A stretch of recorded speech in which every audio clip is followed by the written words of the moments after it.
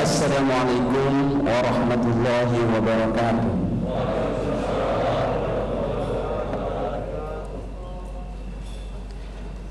Yang dimuliakan Allah, Bapak Kapolda Sulawesi Selatan, para petinggi Polda Sulawesi Selatan, dan seluruh jajaran kaum muslimin dan muslimat yang hadir di masjid ini.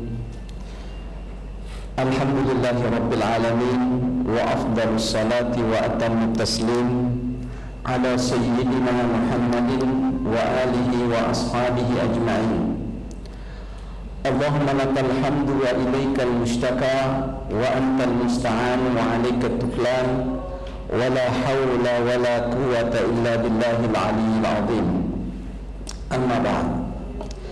Pertama-tama mari kita mengungkapkan rasa syukur kepada Allah Ta'ala pada siang hari ini dengan izin, inayah, berkat, ridha Allah Subhanahu wa Ta'ala. Hati kita tertuntun, jiwa kita terus berada dalam tuntunan Allah Subhanahu wa Ta'ala, sehingga hari ini kita semuanya telah sama-sama melakukan ibadah secara berjamaah, dan ini yang pertama kita syukuri. Alhamdulillahi rabbil alamin. Waktu yang tepat, bulan yang tepat, hari yang tepat di mana Nabi sallallahu alaihi wasallam dilahirkan dan sekaligus wafat. Itu adalah hari mulia di sisi Allah Subhanahu wa taala. Dan tidak hanya manusia yang merasa bergembira menyambut datangnya hari-hari ini, tetapi juga alam raya ini. Alam raya ditandai dengan Rabiul Awal. Apa itu Rabiul Awal? Rabiul Awal tiada lain adalah artinya musim semi pertama. Jadi pada saat Nabi sallallahu alaihi wasallam lahir, pada saat itu dalam waktu yang bersamaan bunga-bunga seluruhnya keluar. Jadi katakan Rabiul Awal. Nah, kita sebagai manusia dan Rasul juga sebagai manusia itu ada rasa bahjah di dalam hati atau rasa gembira. Bahjah itu adalah satu karunia Allah Subhanahu wa taala, atau rasa gembira itu satu karunia dari Allah Subhanahu wa taala. Dalam surat Yunus, Allah Subhanahu wa taala berfirman, "Qul bi fadlillahi wa bi rahmatihi falyafrahu huwa khairum mimma yajma'un." Katakanlah hai Muhammad, dengan rahmatnya Allah, dengan keutamaan Allah dan kasih sayangnya. Dimaksud dengan keutamaan ini adalah rezeki, umur, anugerah-anugerah lainnya yang diberikan oleh Allah. Katakan hai Muhammad, dengan anugerah Allah, dengan kasih sayang Allah, hendaklah orang mukmin itu bergembira. Falyafrahu biha khairun mimma yajma'un. Dan kegembiraan yang ada di dalam hatinya disebabkan karena mendapatkan petunjuk dari Allah Subhanahu wa taala, itu jauh lebih baik daripada apa yang mereka kerjakan dari hasil kerja, apa yang mereka hasilkan dari hasil kerja berupa rezeki dan seterusnya. Rasa nyaman, penuh dengan keimanan, penuh dengan petunjuk, penuh dengan tuntunan ilahi, jauh lebih bagus daripada apa yang diupayakan orang setiap hari. Demikian Allah memerintahkan kepada Nabi sallallahu alaihi wasallam. Jadi Rasulullah sallallahu alaihi wasallam merasakan ada bahjah, artinya rasa gembira. Yang pertama adalah pernah suatu saat persis seperti ini, hari Senin, Nabi mengungkapkan kegembiraannya. Ditanya oleh sahabat, "Ya Rasulullah, mengapa engkau berpuasa?" Kata Nabi, "Hadza yaumun wulidtu." Inilah hari aku dilahirkan. Jadi Nabi sallallahu alaihi wasallam mengungkapkan kegembiraannya dengan cara melakukan amal saleh, yaitu beribadah. Dengan cara mengungkapkannya itu di hadapan Allah Subhanahu wa taala. Dan itu adalah peringatan pertama terhadap Maulid Nabi sallallahu alaihi wasallam. Tidak dipungkiri oleh ulama siapapun bahwa puasa Senin Kamis itu tiada lain adalah peringatan terhadap kelahirannya Nabi sallallahu alaihi wasallam. Hanya saja berbeda caranya. Ya, berbeda caranya dengan seiring berkembangnya waktu. Ya, setelah itu maka para sahabat memperingati keberadaan dan kehadiran Nabi, kelahiran Nabi. Bagaimana caranya? Dekat-dekat dengan Nabi, minta petunjuk dengan Nabi, melakukan amal saleh. Di belakang hari kemudian berkembang itu menjadi satu hal melebihi dari hanya sekedar beribadah. Maka orang lagi kumpul-kumpul, ayo kita ke masjid, duduk-duduk. Kemudian ada yang bawa makanan, ada yang bawa harum-haruman, dibagi-bagi, yaitu berupa minyak wangi dan seterusnya. Dan Rasulullah sallallahu alaihi wasallam julla ma yunfiqu min malihi fi tib, sebagian besar daripada harta bendanya Nabi atau uangnya Nabi itu dihabiskan untuk beli minyak wangi supaya dibagi-bagi kepada orang. Itu adalah bagian ungkapan dari kegembiraan. Beberapa tahun kemudian, seiring dengan perkembangan Islam, tercatat di dalam sejarah, yaitu pada zaman pemerintahan Mamalik Fatimiyah di Mesir, maka orang tidak hanya sekedar itu, tetapi mulai mengumpulkan orang begitu banyak untuk memperingati hari kelahiran Nabi sallallahu alaihi wasallam, dan itu tidak ditentang oleh para ulama sepanjang masa. Nah, yang resmi mengadakan Maulid adalah pada masa pemerintahan Turki Utsmani yang pertama, ya, Ottoman. Itu khalifah, raja, presiden pada saat itu menyuruh rakyatnya semua berkumpul. Kemudian jalan, ia naik ke atas kuda, diiringi oleh para ulama di belakangnya, dan berakhir di masjid, melakukan keliling, berakhir di masjid, dan disediakan makanan di masjid untuk orang-orang yang kaum duafa. Bukan hanya duafa, mereka ungkapkan kegembiraannya. Maka, dan itu tidak ditentang juga oleh para ulama pada zamannya. Nah, artinya bahwa memperingati Maulid Nabi adalah bagian daripada hal yang disyariatkan di dalam Islam. Kemudian, di mana akar sebenarnya dari sisi hukum Islam tentang hal ini? Memperingati banyak di antara ikhwan kita, mungkin sahabat-sahabat kita yang masih belum memperingati ini, disebabkan karena mungkin doktrin atau apa, atau pemahaman. Mari kita lihat. Tadi yang pertama ada bahjah di dalam diri, itu yang pertama, ada rasa gembira, dan Nabi diperintahkan untuk mengungkapkan rasa gembira itu, dan itu adalah iman kepada Allah Subhanahu wa taala. Yang kedua, di dalam surat Ibrahim ayat 5 kita bisa buka, Allah Subhanahu wa taala berfirman menyampaikan kepada Nabi besar Muhammad sallallahu alaihi wasallam, "Walaqad arsalna Musa biayatina an akhrij qaumaka minadh-dhulumati ilan nur wa dzakkirhum bi ayyamillah inna fi dzalika laayatin likulli sabarin syakur." Hai Muhammad, sungguh kami telah mengutus Musa dengan tanda kebesaran kami yang begitu banyak. Kami katakan kepada Musa, keluarkan hai Musa kaummu dari kegelapan menuju terang benderang, dan ingatkan mereka dengan hari-harinya Allah. Sesungguhnya yang demikian itu adalah tanda, ya, kebesaran Allah bagi orang yang sabar, lagi pula bersyukur. Yang kita harus bawahi adalah hari-hari Allah. Para ulama tafsir seluruhnya mengatakan bahwa yang dimaksud hari Allah adalah hari di mana Allah memuliakan hamba-hambanya. Itu satu. Hari di mana Allah Subhanahu wa taala memuliakan amal-amal saleh yang ada pada saat itu. Hari di mana Allah Subhanahu memuji orang-orang yang melakukan sesuatu di tempat itu. Maka tersebutlah hari kemenangan Nabi Musa adalah harinya Allah.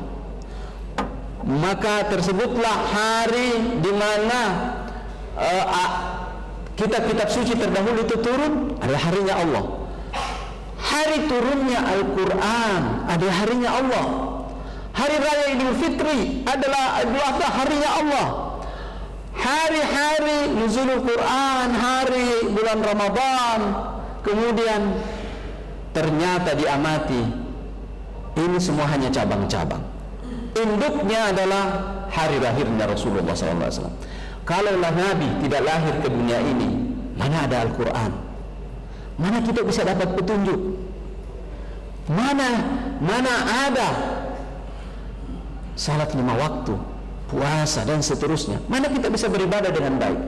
Berdasarkan hal ini, maka para ulama mengatakan, khususnya Syekh Mutawalli Sya'rawi dari Mesir, yang mengatakan inilah induknya, yang lain itu hanya cabang. Oleh karena itu bergembira di saat datangnya hari-hari besar. Hari-harinya Allah adalah bukti iman kepada Allah Subhanahu wa ta'ala. Terserah bagaimana cara mengungkapkannya. Anda ingin mengungkapkannya dengan berpuasa seperti halnya pada zaman Nabi, silakan. Ada orang yang saya tidak bisa berpuasa, tidak kuat, saya puasa saya cukup bersedekah, silakan. Ada orang, ayo kita kumpul ke masjid, kemudian kita berzikir, membacakan sirah Nabi, boleh. Ada orang yang dengan cara menyantuni, dengan cara mendamaikan dua orang yang berselisih, adalah bagian daripada peringatan. Intinya begini, sebenarnya memperingati kelahiran Nabi bagi umat Islam adalah sepanjang masa, bukan hanya waktu Rabiul Awal, tapi sepanjang masa. Tetapi mengapa harus diperingati di saat datangnya Rabiul Awal? Ini hanya momen, Pak. Ya, ini hanya momen. Momen itu bisa hadir kapan saja bagi manusia, tetapi jangan pernah melewatkan suatu momen. Contohnya, kita sangat bangga bahwa negara kita sudah merdeka. Hasil perjuangan para pejuang kita yang banyak sekali sudah gugur dan mengorbankan segalanya. Bagi kita, kemerdekaan bangsa ini adalah anugerah dari Allah. Kapan kita syukuri? Sepanjang masa, Pak, kita syukuri. Tidak hanya pada 17 Agustus, tetapi di saat datangnya 17 Agustus, momen itu tak terlepaskan. Jangan sampai menghadirkan masa-masa perjuangan kembali. Ini persis sama dalam hukum qiyas, namanya di dalam hukum agama Islam, bahwa momen itu hadir di saat datangnya bunga-bunga mengeluarkan bunganya, di saat alam raya ini bertasbih, di saat datangnya hari Senin, hari kelahiran Nabi, di saat datangnya bulan-bulan ini, maka rasa cinta kita kepada Rasulullah SAW semakin berlipat ganda, dan cara mengungkapkannya kita mulai dari salat subuh, salat asar, salat zuhur. Tetapi menghadirkan momen kebersamaan, kumpul-kumpul bersama adalah satu yang disyariatkan di dalam Islam. Tumbuhkan rasa syariat, tumbuhkan rasa iman dengan berbagi kepada sesama. Sesungguhnya senyumnya orang pada hari itu berpahala, apalagi mau berbagi-bagi. Nah, inilah mengapa kita harus memperingati hari kelahirannya Nabi.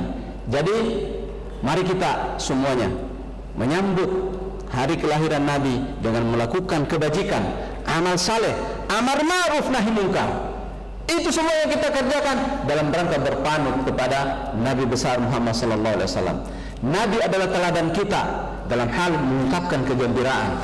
Nabi adalah teladan kita dalam memperingati hari-harinya Allah.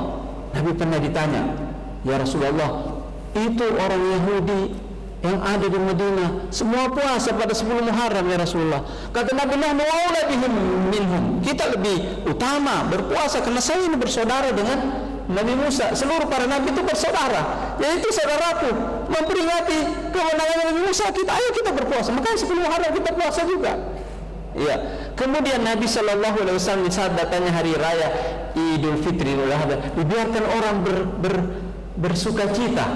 Nah, pernah suatu saat, nah ini terakhir Bapak Ibu, pernah suatu saat Nabi lagi mengintip satu ke jendela kamarnya, sementara orang-orang yang ahli perang itu dari kaum orang-orang Ethiopia memperlihatkan caranya, ketangkasannya bermain kuda, ya, sambil membawa tombak, turun ke bawah kudanya, naik lagi sambil melarikan kudanya, kemudian berhenti di masjid dan memperlihatkan tarian-tarian perangnya di masjid. Datang Umar bin Khattab radhiyallahu anhu, "Ayo ini masjid, tidak boleh." Dia isyaratkan sama dia, hari Id biarkan saja. Kemudian Aisyah radhiyallahu taala anhu, "Ya Rasulullah, ada apa?" Katanya, "Itu orang lagi latihan di masjid." Nah, kamu mau lihat Aisyah? "Iya ya Rasulullah." Tunduklah Nabi ke bawah, kemudian Aisyah naik di punggungnya. kemudian menonton. Bagaimana Aisyah? Sudah? Belum ya Rasulullah. Sampai puas, kemudian dia turun. Itu artinya rasa toleransi yang begitu tinggi, di mana teladan kita Rasulullah SAW sangat bergembira dengan datanya momen-momen yang penting yang merupakan hari amal saleh. Termasuklah diantaranya adalah hari kelahiran Nabi. Kenapa Nabi tidak memperingatinya pada hari lahirnya? Misalnya Rasulullah SAW diangkat menjadi Nabi pada usia 40 tahun. Mana ada kesempatan untuk pada saat itu memperingati hari lahirnya? Belum. Kemudian setelah itu perjuangan dan seterusnya, yang di belakang lah yang memperingati hari itu. Baik, saya kira ini penjelasan tentang mengapa kita memperingati hari Maulid Nabi dan apa hikmah yang ada di dalamnya. Sebelum saya ke sini, izinkan saya menulis satu seloka puisi yang saya peruntukkan untuk pertemuan kita pada hari ini, ya, di mana ini adalah merupakan puisi tradisional bangsa Indonesia yang namanya seloka, ya. Bunga mawar merah menyala, bunga melati putih bersih, hari Maulid hari pahala, Mapolda bersuci welas kasih. Bunga melati putih bersih, elok semerbak di pagi indah, Mapolda bersuci welas kasih, kumpul bersama tekun ibadah. Elok semerbak di pagi indah, langkah teladan dirintis Rasul, kumpul bersama tekun ibadah, bukti iman syariat menyusul. Langkah teladan dirintis Rasul, umat berpanut taat menyatu, bukti iman syariat menyusul, Mapolda Jaya hati bersatu. Wabillahi taufiq wal hidayah. Wassalamualaikum warahmatullahi wabarakatuh. Lughatul Qur'ani wa khairi nabi, suknaha ar-ruhu kama ummi. Lughatul Qur'ani wa khairi nabi, suknaha ar-ruhu kama ummi.